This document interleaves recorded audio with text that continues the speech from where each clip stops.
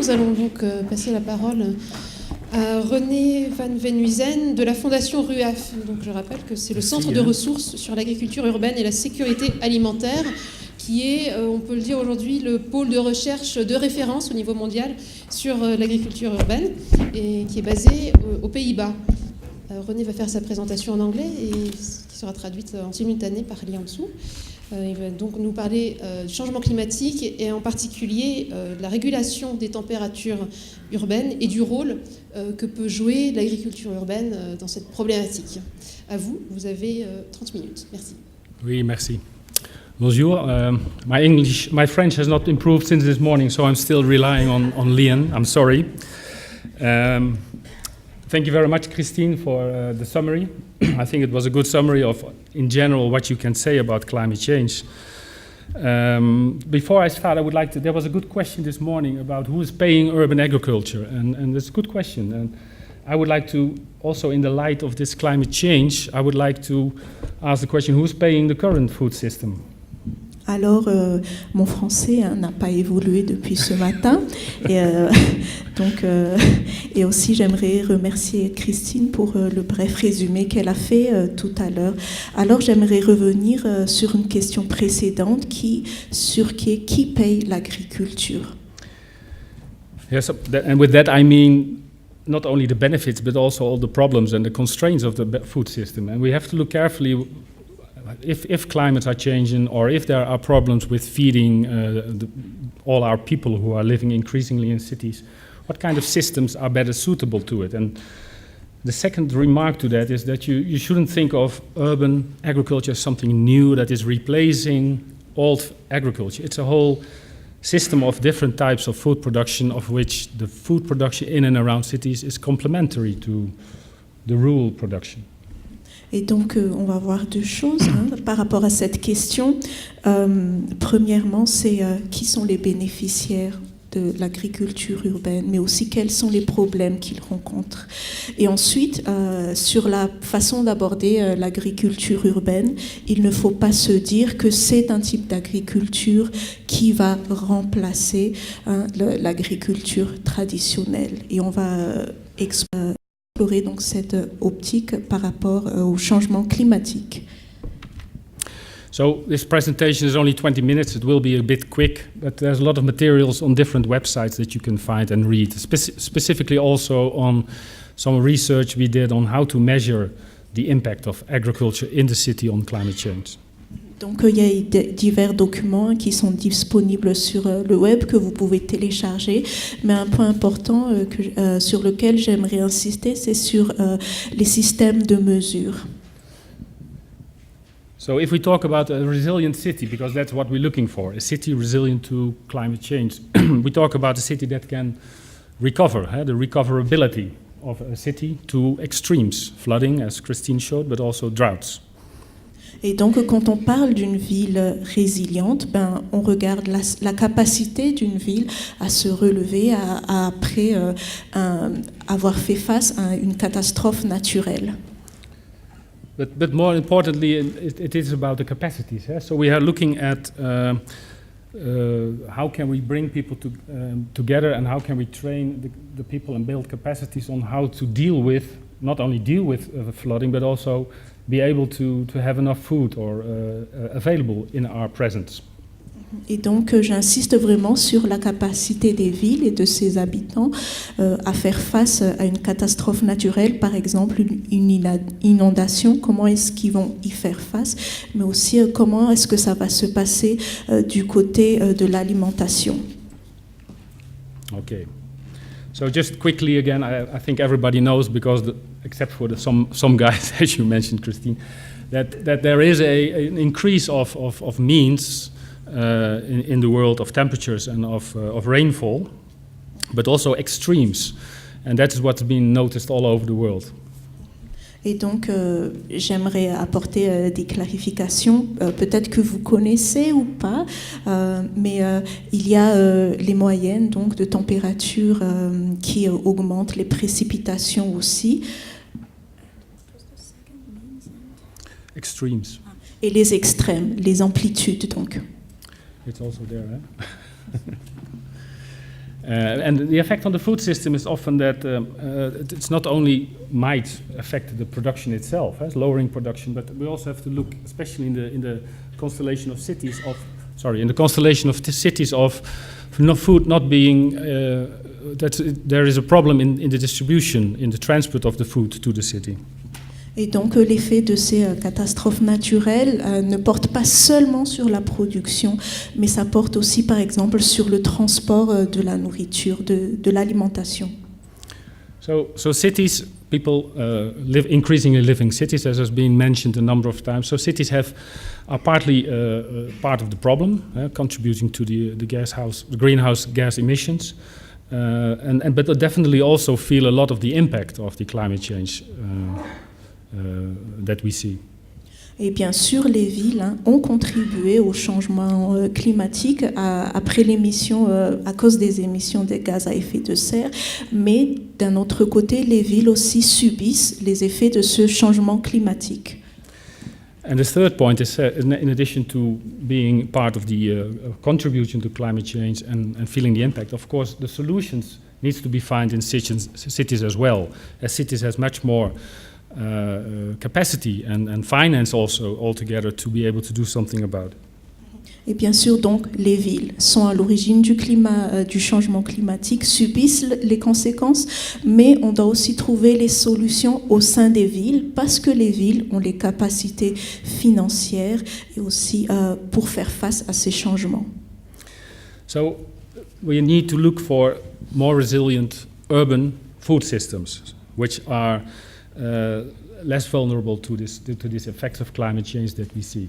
Et donc on doit chercher des systèmes alimentaires urbains qui sont résilients face aux changements, aux conséquences du changement climatique. So what are some of the effects? Let's look at some of the direct effects of climate change on cities. One is the higher rainfall, whether it's a higher rainfall in general or the extreme. And we specifically look at extremes when you see this risk of flooding, landslides, and definitely human losses of production, and subsequently affecting the poor and diseases as a result of it. Et donc, on va se concentrer sur les effets directs du changement climatique.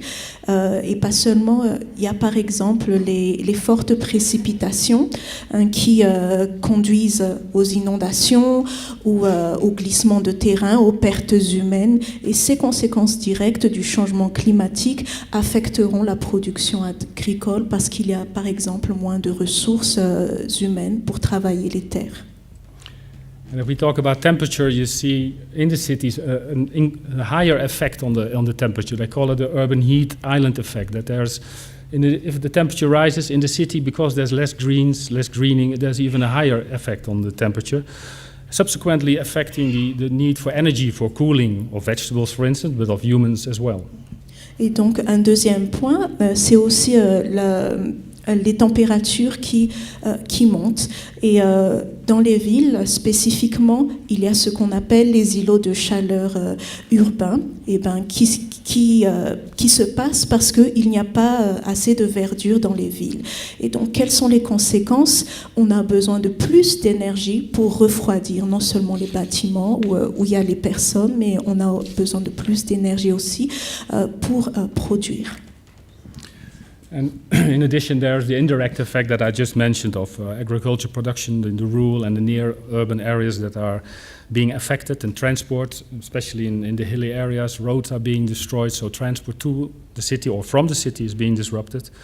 And there are different other results, like the inflow of refugees, of climate refugees or affected refugees to the city, who also have to be taken care of.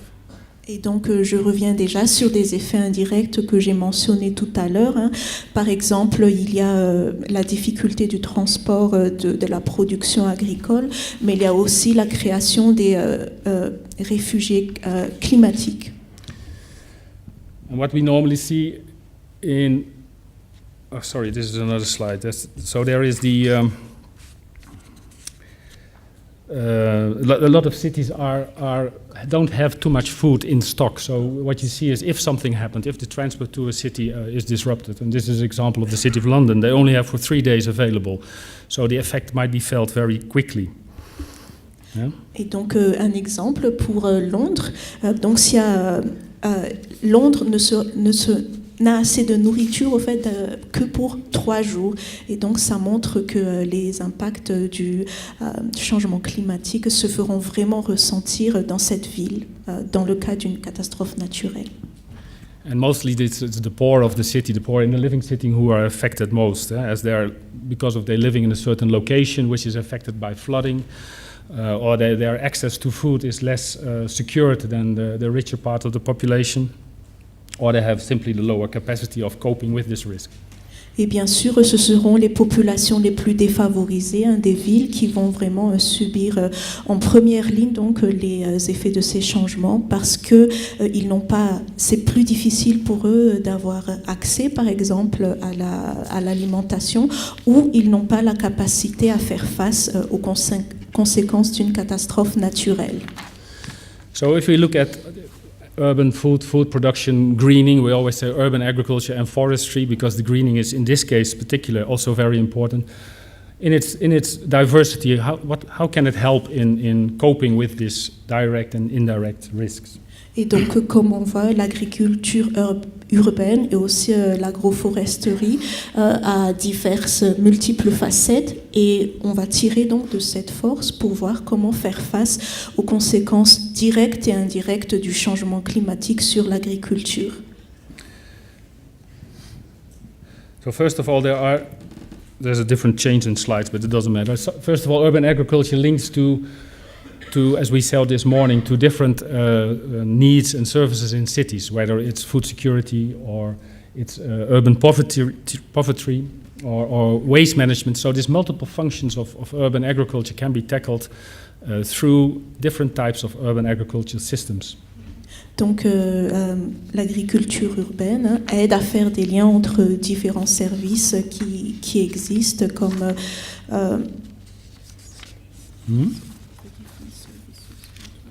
Different sort of urban agriculture. Donc avec ces différentes sortes d'agriculture urbaine.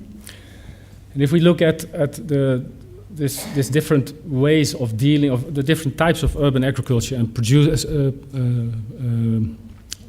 types of agriculture and effects that we try to support, we can try to tackle different goals at the same time. I just mentioned mitigation of climate change, adaptation of climate change, but actually where we talk about is development into resilient systems. So we'll have to look at those agricultural types that are adapted to any city, in this case Antananarivo, that both help in mitigating an adaptation to climate change, but also in general development of capacities. Et donc ici j'aimerais parler donc de ce qu'il faut faire face aux conséquences des changements climatiques. Il faut atténuer les conséquences du changement climatique et aussi s'adapter. Et c'est quelque chose qu'on peut considérer pour la ville d'Antananarivo.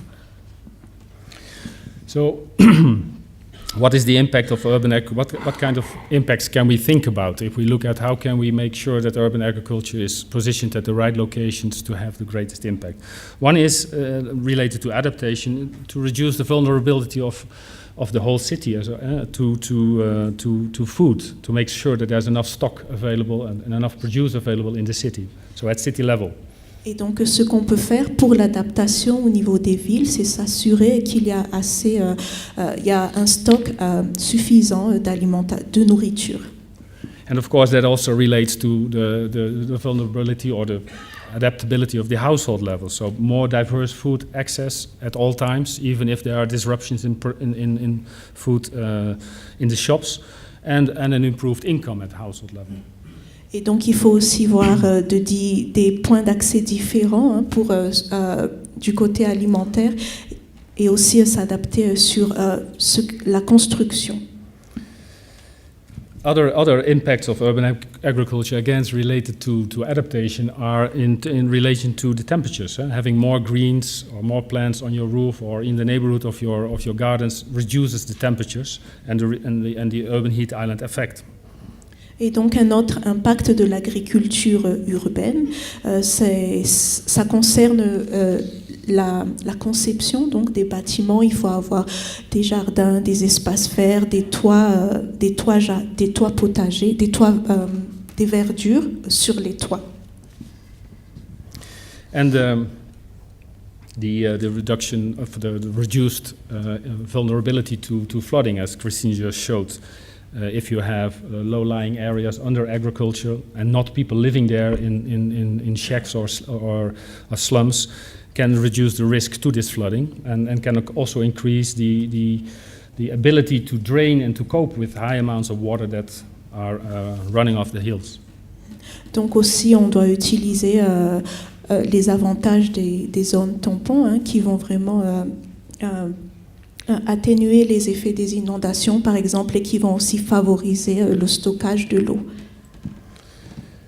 So, indirectly also, if there's a reduced need for transport, kilometers with making miles with transport trucks, and the recycling of wastes, specifically organic wastes, reduces enormously the amount of greenhouse gases that are emitted. Et donc aussi, si on réduit les distances de transport, par exemple des déchets organiques, cela va aussi emmener la réduction de l'émission des gaz à effet de serre. But of course, this again depends on what type of urban agriculture or forestry we talk about, what kind of production systems. Is there a lot of transport necessary? And just as an anecdote, in the Netherlands, a study was done on the impact of agriculture in one city in the middle of the Netherlands. And the biggest effect was actually coming from people, the consumers, not going by bicycle, but taking the car to buy the produce. Et donc, j'ai parlé aussi du transport et je vais donner un exemple de ce qui existe aux Pays-Bas. On a découvert donc que ce sont les consommateurs eux-mêmes qui produisent le plus de gaz à effet de serre. Pourquoi ? Parce qu'au lieu de prendre leur vélo pour faire leurs courses, ils préfèrent prendre la voiture. Okay, so now I would like to use the last 5 minutes. I'm looking at you. to present some study that RUAF did with UN Habitat in 4 cities, which is Katmandou in Sri Lanka, Rosario, Argentina, Katmandou in Nepal, and Bobo-Dioulasso has already been presented to in Burkina. Et donc là, je vais présenter des cas qui ont été faits en coopération avec UN Habitat et ce sera dans divers pays. And I'm just going to quickly give the highlights. So in Sri Lanka, what was seen is that there's an increased amount of rainfall, the urbanization of houses encroaching in the low-lying areas, and increasing urban temperatures. Et donc au Sri Lanka, par exemple, il y a de fortes précipitations et il y a aussi les constructions grignotent sur les terres agricoles et le résultat, c'est qu'il y a une augmentation de la température. And as a response, the city stakeholders, it's not only the municipality but also the farmers and other people of the value chain that came together and decided upon it, they decided to look at abandoned paddy fields, to use them again on the low-lying areas, so to reuse these paddy fields. And secondly is a form of agroforestery. Et donc, ce qui a été fait, les parties prenantes, pas seulement ceux qui viennent de la municipalité, mais aussi les producteurs et autres, ont décidé de voir où sont les rizières qui sont abandonnées et ont décidé de réutiliser ces rizières-là. In Argentina, the major issue was seen as the dependence on food products being transported from long distances to the city. Et donc en Argentine, le problème qui a été trouvé, c'était le fait qu'il y avait de grandes distances entre les lieux de production et les villes. Donc, et l'achemination de ces produits se font sur une longue distance. So after the study was done, the municipal government decided to try to revitalize the green belts around the city and have production of vegetables, specifically potatoes, in those green belts, and include this urban agriculture and forestry in the watershed management approach. Et donc, ce qui a été fait, le gouvernement a décidé d'exploiter encore une fois les ceintures vertes autour des villes où on a vraiment fait pousser spécifiquement les pommes de terre. Et on a aussi pris des étapes on a aussi pratiqué donc l'agriculture urbaine et l'agroforesterie. In Katmandou, it's a city in Nepal which is lying inside the hills in a valley. They are very vulnerable to food transport to that city. This food supply was seen as the major bottleneck of the city. Et donc au Népal, il y a une vallée qui est vraiment considérée comme le lieu de production. So what they decided, they also had a problem with waste collection. So the municipality decided to give waste bins to households for free and to stimulate rooftop gardening.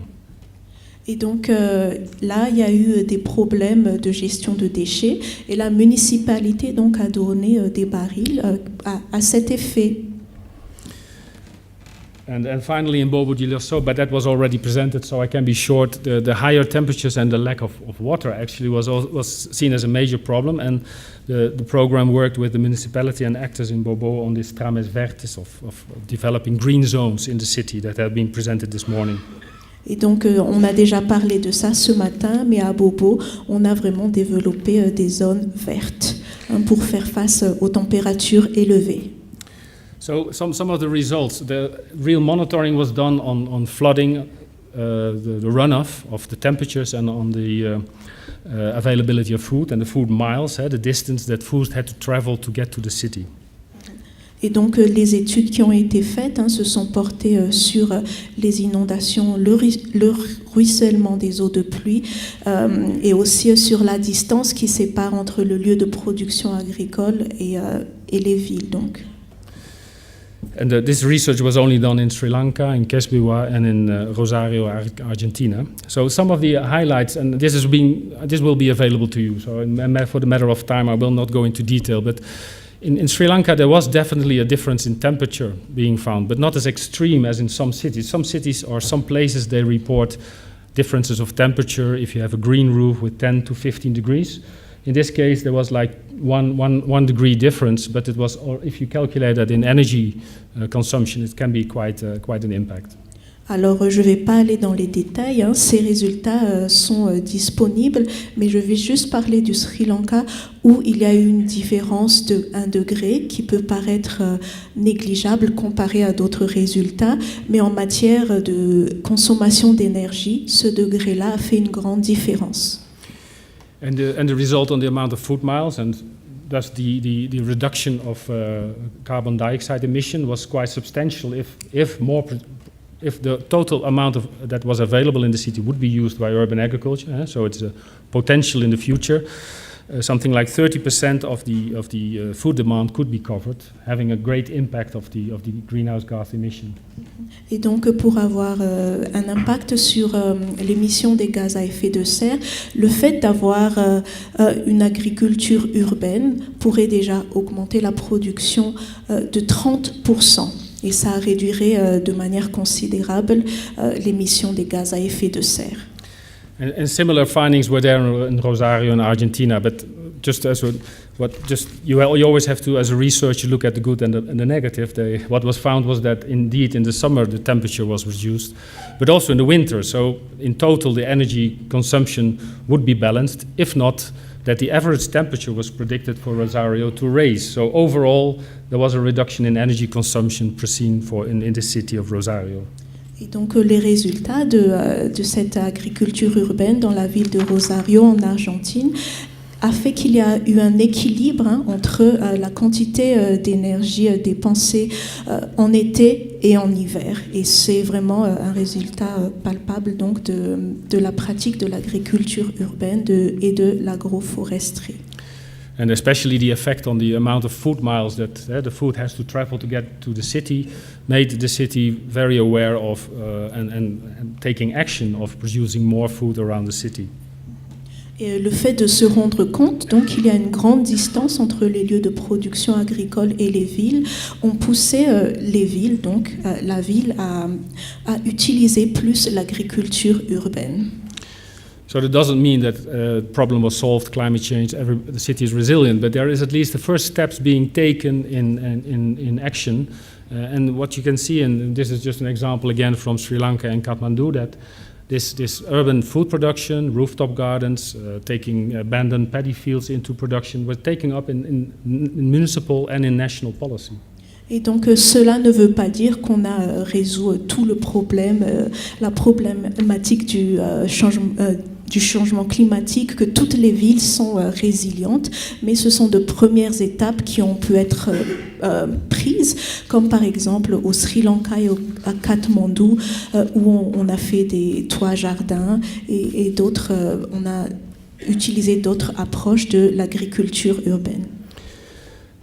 That's my presentation. So, no, I'm finished. But there's much more to say, I think. But maybe we can have a conversation about it. Thank you very much. Voilà, j'ai fini. Il y a encore beaucoup à dire, mais je vais m'arrêter là. Merci beaucoup. Merci beaucoup, René, pour cette présentation rapide mais riche qui nous a permis de bien comprendre les enjeux du changement climatique et les solutions qu'on peut apporter, parce que tout n'est pas noir et il y a des solutions à apporter, des solutions efficaces.